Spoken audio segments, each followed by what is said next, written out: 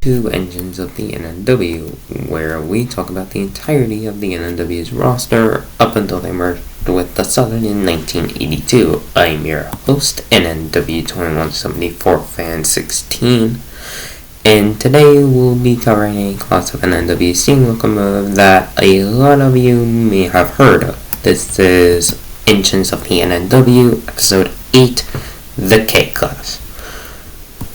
In the 1910s, the NNW needed more powerful passenger locomotives and the reliable but also quite old E-Class Pacifics that were being used. So in 1916, the NNW's Roanoke shops built a batch of 8 482s for passenger service. For those that don't know what 482 means, it refers to a locomotive that has 4 leading wheels, 8 driving wheels, and 2 trailing wheels. This wheel arrangement was often called a mountain, but other railroads called them different things. The locomotives were classified as K1s and numbered 100 to 107.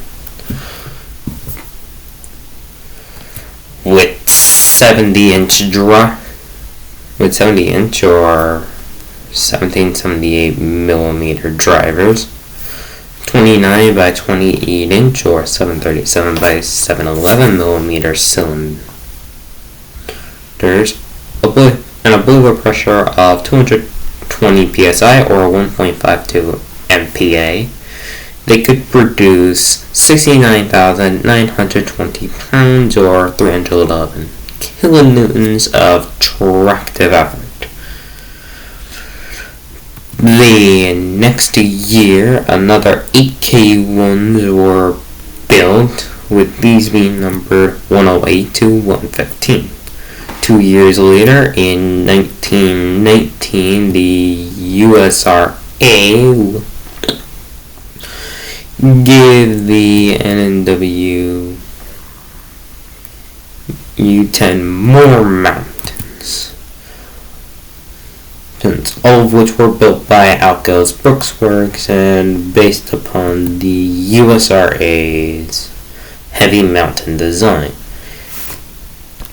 They were classified as K2s under the NNW and numbered 116 to 125, with 69-inch drivers, 69-inch or 753 millimeter drivers, 28 by 30 inch or 711 by 762 millimeter cylinders, a blower pressure of 220 psi or 1.38 MPa.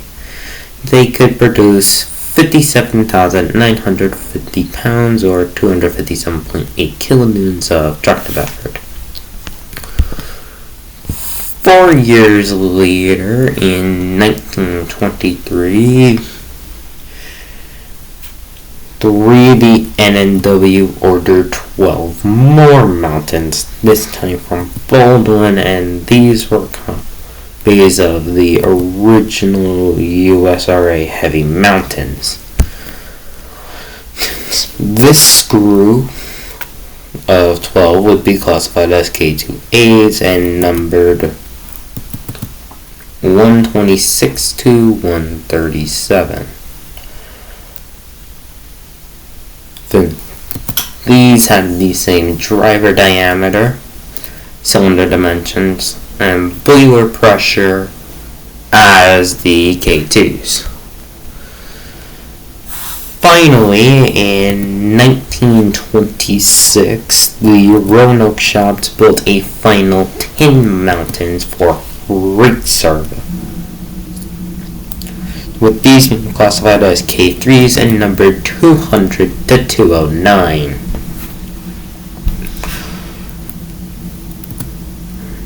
With 63-inch or 1600 millimeter drivers, 28 by 30 inch or 711 by 762 millimeter cylinders, and a blower pressure of 225 psi or 1.55 MPa. they could produce 68,880 pounds or 306.4 kilonewtons of tractive effort.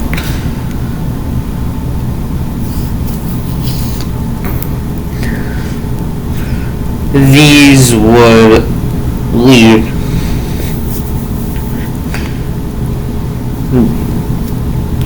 These also inspired an unbuilt N-Class 484 the NW planned to make, but wouldn't be built.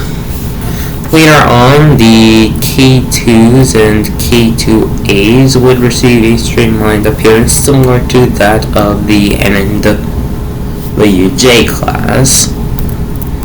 70-inch drivers and a blower pressure of 220 psi, giving them a tractive effort of 62,832 pounds or 279.5 kilonewtons. These streamlined mountains would be nicknamed Baby J's because they were pretty much a miniature version of the NW's J-Class 484s with their all Ks would remain. All NWKs remained on the NW until all of the K3s were sold to other railroads between 1944 and 1945 to help with the war effort. 4 of the K3s went to the Rio Grande Railroad, where they were reclassified as M69s and renumbered 1550 to 1553. The other 6 were sold to the RF&P, reclassified as the 515 class, and renumbered 515 to 521. Both railroads would then sell their XM and WK3s to the WNLE, where they were reclassified as J1s and renumbered 6801 to 6810. Around the same time as the sale, the NW would fit their K2s and K2As with new cylinders, new fireboxes, and new stokers in defiance of dieselization.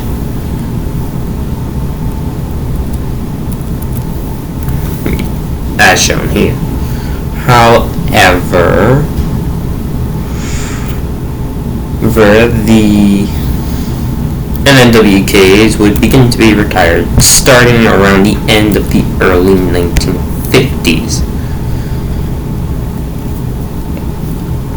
When the WNLE was absorbed by the Nickel Plate Road, the J1s, once being used in revenue service upon the Nickel Plate takeover of the WNLE, were renumbered 844 to 846 and 848. They wouldn't last long before being retired and sold for scrap between 1952 and 1954. The Ks that remained on the NW would all be retired by 1957 and scrapped by 1959. Sadly, none of the NW's K-Class managed to survive into preservation. I hope y'all enjoyed this video and have a nice day as well. We'll meet again whenever I decide to upload my next video. Bye.